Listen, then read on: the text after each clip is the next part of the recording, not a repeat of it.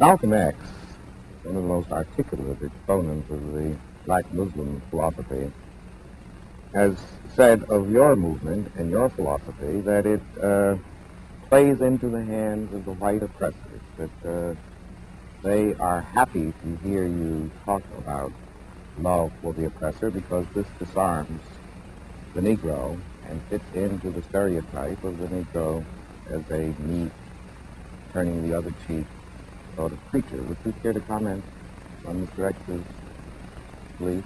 Well, I don't think of love as, in this context, as emotional bosh. I don't think of it as a weak force. But I think of love as something strong and that organizes itself into powerful direct action.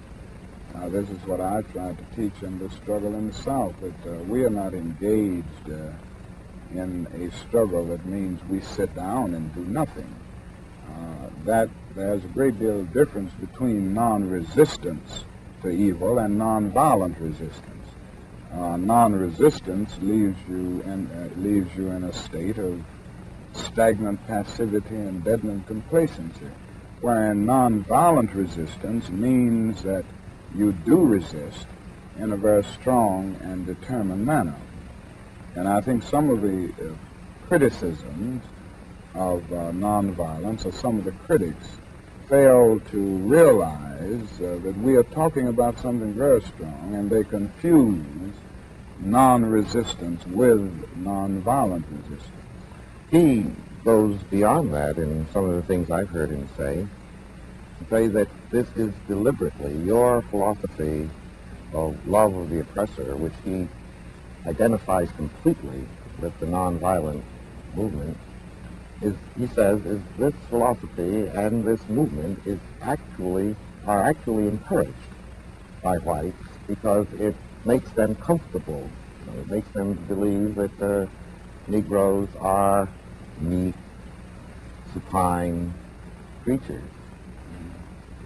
Well, I don't think that's true. If anyone has ever lived with a nonviolent movement in the South, from Montgomery on through the Freedom Rides and through the sit-in movement and the recent Birmingham movement, and see the reactions of many of the extremists and reactionaries in the white community, he wouldn't say that this movement or this philosophy makes them comfortable. I think it arouses a sense of shame within them often, in many instances. I think it does something to touch the conscience and establish a sense of guilt.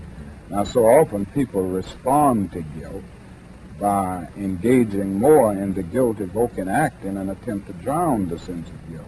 But this approach certainly doesn't make the white man feel comfortable.